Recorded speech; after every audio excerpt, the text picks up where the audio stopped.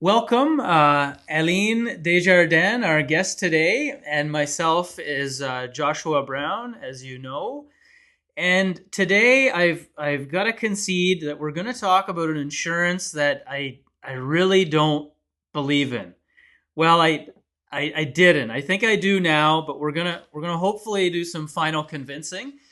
And that insurance is something I thought was a complete waste of money, usually about 10% of the cost of the trip. So I would advise clients save your money. But I'm seeing things a little bit differently post COVID world, post everyone traveling again. The cost of everything is up, and we still have these issues in the hospitals and healthcare and flight issues and all these other kind of issues. So, welcome, Aline Desjardins, and I'm hoping that you can try to explain to me why it is a stupid idea to tell someone to not take a trip cancellation or interruption and have them have that sort of coverage for themselves. What do you think about that? Yeah, I mean, trip cancellation, you're correct, is somewhere in that 10% mark of the amount that you're covering. So you'd be covering what you would be out of pocket if you had to cancel your trip, right? So trip cancellation is a before departure coverage. If something happens and you're like, I can't go on my trip, I need to cancel everything. Whatever money you're out of pocket, what is prepaid and non-refundable towards your trip can be claimed for. Okay. It's not something that's well suited to everybody. If we use snowbirds as an example, right now they're all taking flight, they're all going down south. They're That's true. typically driving their own vehicle. They're Right. staying in their own seasonal properties or timeshares. They don't have prepaid costs associating with their trip, right? Trip interruption, on the other hand, is a coverage that comes into play after departure. So once you leave your home, if something causes you to have to come home early, maybe there's been a death in the family, or something is causing you to be stuck at your destination. Using COVID as an example, there was that time where everyone had to test positive to be able to come home. Yeah. So trip interruption during that time became very, very popular. But what we're seeing since then is travel advisories, hurricanes and weather and global IT outages and airline strikes and just all kinds of things happening in the world of travel. And it's really made people realize the importance of interruption at the very least. Interruption is well suited to everybody. Cancellation, on the other hand, is maybe specific to a particular type of traveler. Right. And now I know in our discussions and training that like there are some limitations to purchasing this type of insurance. Like if there's a riot in Haiti, for example, like it may not cover that you're booking the trip after the fact.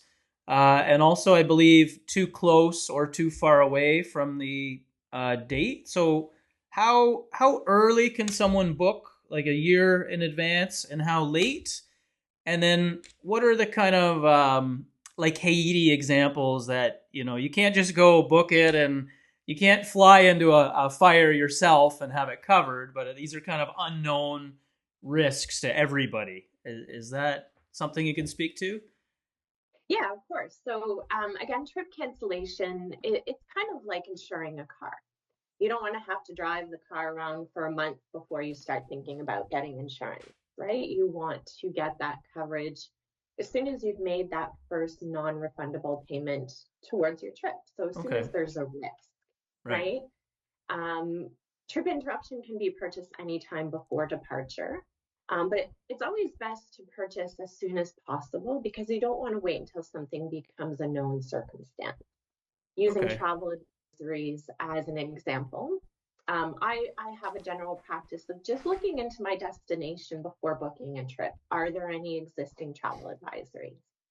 And then once I've booked my trip, I want to get my trip cancellation and or interruption as soon as possible because if something then comes into play, it becomes a known circumstance. So it's actually more valuable to purchase it sooner rather than later. And you don't want to wait until something becomes known before you go, oh, now I need to get my trip cancellation, right?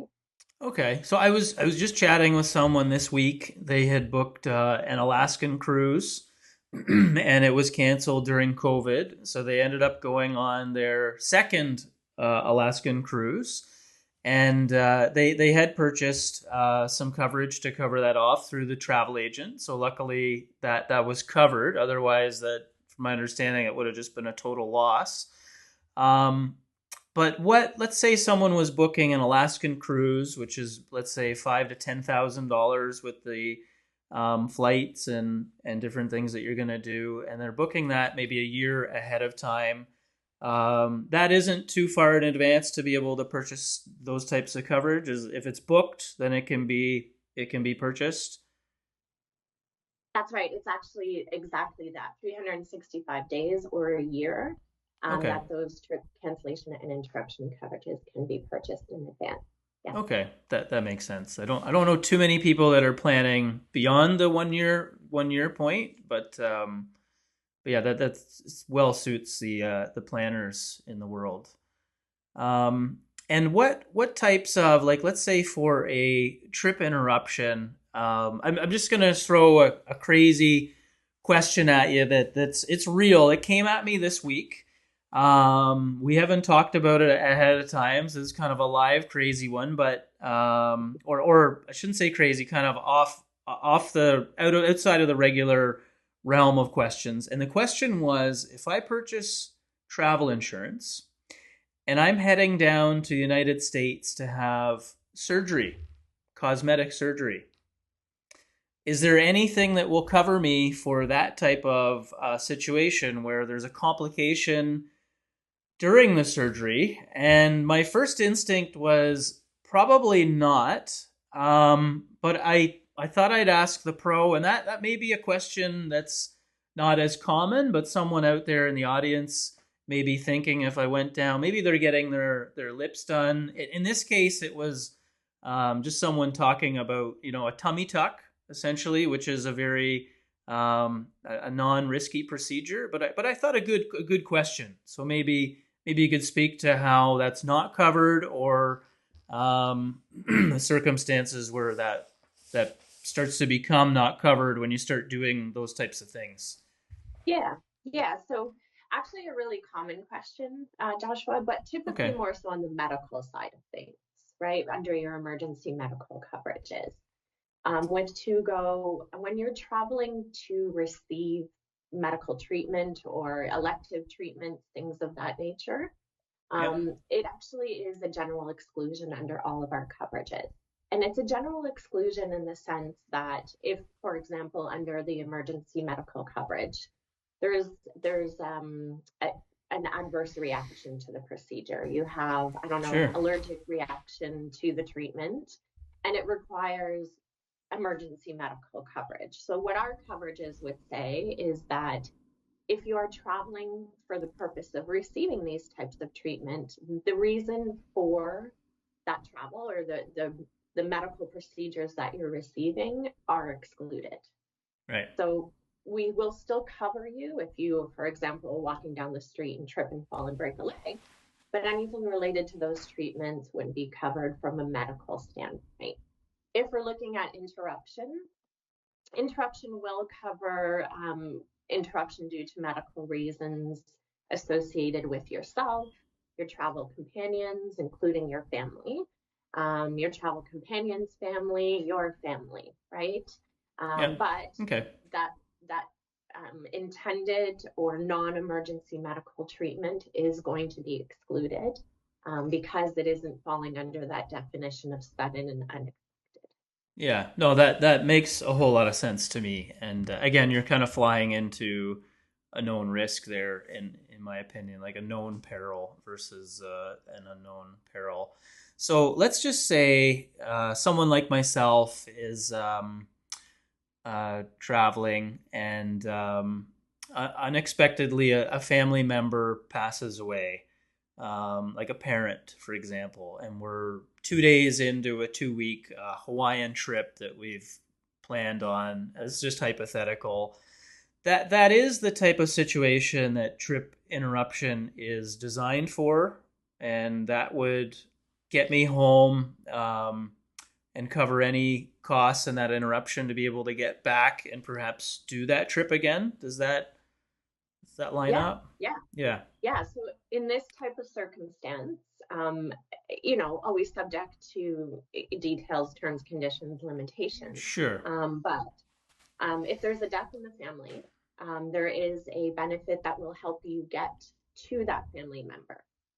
So that is actually a coverage that's going to get you to where that family member is. So if, for example, you're a resident of Ontario and that family member is in BC, we Yep. will pay to get you to BC. And if you, while you're in BC, you're having to pay for food and accommodations, there is an out-of-pocket expense benefit. And then, we were speaking about snowbirds earlier. Mm-hmm. Snowbirds are gone for the winter. If it's still early in the winter, likely that snowbird's going to want to go back down south where all their friends are golfing without them. And there's another benefit called Trip Link benefit that will help them do that. They'll get them back to the golf game in Florida after they've dealt with the situation in BC. Okay, and the trip link benefit is something embedded in the trip interruption policy. Is that right? That's right. There are Yeah. specific reasons that would need to occur for the interruption, but a death in the family is an example of. Okay, and is that parents, children? Is that the extent of the familial coverage? I know I'm kind of hitting you live here, but Yeah, yeah. No, there yeah. is a definition of family. I kind of know it off by heart, but not 100%. Family does include parents, in-laws, brothers, sisters, aunts, uncles, nieces, nephews. It's pretty extensive as far as the list. Okay, And that's great. yeah, and something that's really important to understand with trip cancellation and interruption is although all of these people are covered, there is a stability period, just like medical for pre-existing conditions. It's very low, Sure. it's 60 days, but it does apply to everybody. And, typically when I have these conversations, I'll let people know, hey, if there's any pre-existing conditions, there's that 60 days of stability. And almost consistently everyone says, yeah, I'm good, I'm fine. But we need to understand that applies to your in-laws and your aunts and your uncles, and we may not always be 100% familiar with what's happening with their health. So just kind of an important thing to point out there. Yeah. Okay, and that makes sense from a business standpoint as well, because you have someone who we know is terminally ill. They're going to pass away in the next 2 weeks. We can't book a trip and count on that someone else is going to pay for that most likely possibility that they're not with us in the near future. So that makes a whole lot of sense. Exactly. Um, Yes. Kind of goes back to those known circumstances. yeah, and you know what? We were chatting earlier as well about um, dollar figure on a travel policy, like the average amount. I mean, it's not the same for everybody. There's variables, and um, but roughly, is it around $40 to add on trip interruption based on up to a $10,000 limit, or is it age based, or is it generally about $40-50 across the board for someone to add that on to a trip? Yeah, yeah. So I mean, TUGO is one of the few carriers that will offer interruption only. Right. So, trip cancellation, as great of a coverage as it is, it's not well suited to everybody, right? Mm-hmm. Going back to those snowbirds, they typically drive their own vehicles, they have their own seasonal properties, they don't have any prepaid, non refundable costs associated with their trip. If they have to cancel their trip, that means they're going to have to be in the winter, Right. in the Canada for the winter, right? Whereas interruption, it is well suited to everybody. And snowbirds are gone for long periods of time. The longer you're away, the higher likelihood there is that something's going to happen. So trip interruption as a standalone without the cancellation is one that I recommend to everybody. And you're absolutely correct. $10,000 coverage per person is $40. So Okay. it's known as the coverage with the most amount of benefits, but the lowest premium. So you could essentially say, like, if you were to run an ad across every snowbird's phone and say, "Attention, snowbirds! For $40, heaven forbid, the larger the family you have, the more likely something's going to happen. For $40 while you're away in Florida or Arizona or wherever is hot. Generally, people aren't going to Alaska, right? Then you can purchase this for about $40, and it is going to provide quite a bit of blanket coverage for you if anything interrupts the joy that you've worked so hard for. So that sounds like a good billboard that should be plastered across all other phones interrupting CNN and Fox News. Yes, yes. Yeah, And I tend to pick on them a lot because um, I, it, they do typically have the mentality that all they need is medical. And I think it kind of comes down to the fact that a lot of people still associate cancellation and interruption together, right? So sometimes people don't need cancellation, and those snowbirds are right. It's not something that they need, but interruption is. It right. absolutely. So if we could say um, in a very short sentence, attention snowbirds, Trish interruption, $40. What are they getting for that as far as peace of mind? I mean, with the trip interruption, there are covered risks, just like the cancellation, specific reasons that would cause the interruption that are covered. Yeah, Um, some of the more popular ones, obviously, are medical reasons, right? One of the most common reasons costs are denied with a claim is travelers purchasing medical, having a medical emergency, and then being told by their attending physician, you need to go back to Canada for further treatment, further monitoring, whatever it may be. And travelers assuming that their medical policy is going to pay for the cost associated with that. So, for example, I'm at my destination, maybe I'm on a cruise, and I only use 2 of the 10 days of my cruise. I'm losing out on 8 days of the cost of the cruise. That is something you can submit the claim for. You're right. having to reschedule your flight home. So not only are you canceling that original flight, but you're now having to book a new flight for right now, which are always the expensive ones, Yeah, right? Or and then maybe on the way home you've had to buy one of those last minute flights where you have a connection in between, you're having to pay for some meals, some accommodations, flight delays. It could be, and this is a real to-go claim story that we have that always sticks with me, is a young family. They went to an all-inclusive resort with 2 young kids. And what is it that young kids do when they're at an all-inclusive resort? hands in their mouth. Sorry. Yeah, that, Yeah, but they're swimming. yeah, Either in the pool, in the ocean, there's a lot of swimming, and ear infections are very common. right, And it's very dangerous to fly when you have an ear infection. So you're out a week in Mexico, all of a sudden your youngest child has an ear infection, but they can't fly and you're scheduled to go home tomorrow. You're stuck in Mexico, which isn't all bad. But now you have to pay for food and accommodations. You're going to have to reschedule your flight home. And in this particular claim example, it was almost $4,000 for them to reschedule their flight for the whole family. oh, So and it can snowball, right? So many, if they had little excursions booked that they weren't able to use, that could be refunded as well. If someone had a broken leg and they still returned home on the same flight originally planned, but now they have a big giant leg cast and they're not going to fit in that economy seat any longer, they're going to need a medical upgrade.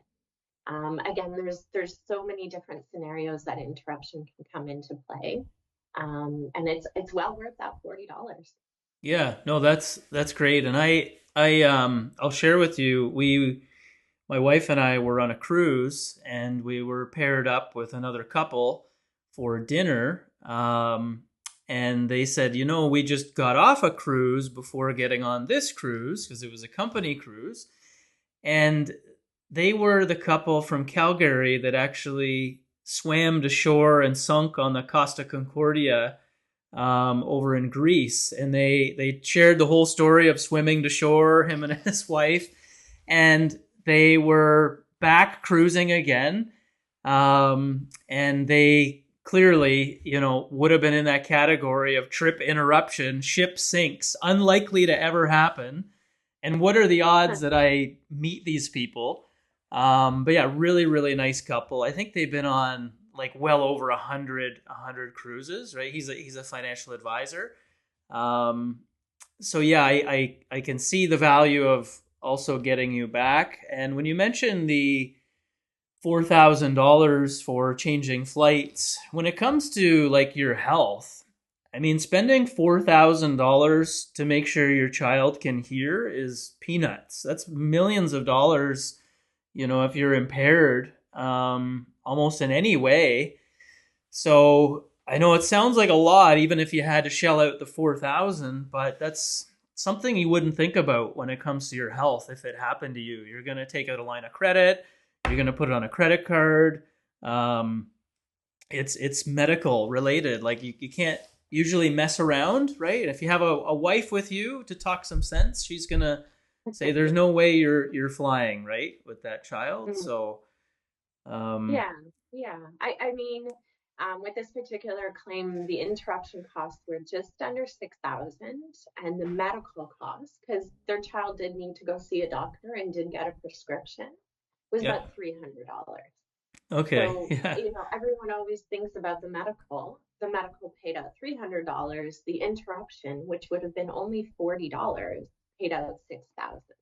Yeah, right. It's the interruption that whatever happens to you causes that the interruption kicks in and covers off. So the cancellation, I think I've become a believer here in our 20 minutes. So the cancellation is going to cover my keister before the trip. The interruption is going to cover during the trip.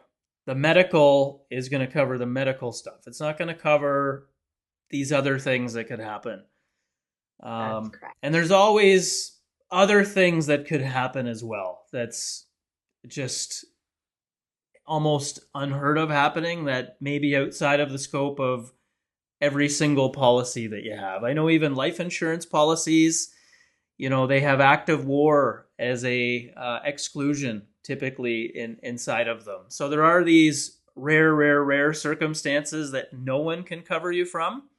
But what we're talking about with most insurance coverage is covering off the large risks, taking a little bit of our premium or our money and covering off a much larger risk that could happen that could affect our RSPs or TFSAs, our home, having to refinance and all that sort of stuff. So I know I've seen some horror stories. I know you've seen some as well, Eileen. So is there anything else that you wanted to share in closing with? It's kind of an exciting topic. I'm on board. I sold one of these this week actually, and it's something I plan on doing more of. But is there any kind of closing remarks and thanking you for being here today and sharing your time with us?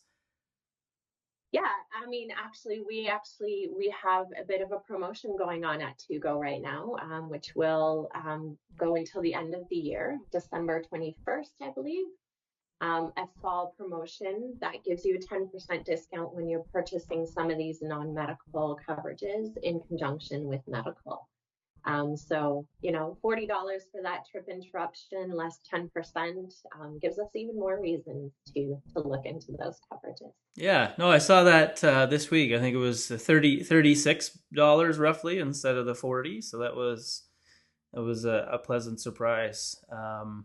Again, I look at products based on what's best for the client. I don't look at any of the discounts or anything special for advisors or anything like that. So it was a pleasant surprise to guide someone down that road and then have that savings. So that was wonderful. We were going to end up there anyway, so it's nice to have that 10%. Well, thank you very much, and I look forward to working on our next topic, and we'll get some snowbirds in and hopefully get this banner across their phone about trip interruption. And the bigger the family, seems to me mathematically that those things that could happen makes more sense. Like if you have no kids, no grandkids, it's just maybe your spouse and aunts and uncles. But when you've got 5 or 6 kids and they've got grandkids and you've got some of these large families, I can see where this provides an extra layer of value for those big families. So Absolutely. yeah, the thrift in me sees that. So well, thank you very much for your time, and look forward to talking to you soon. Thank you so much for having me.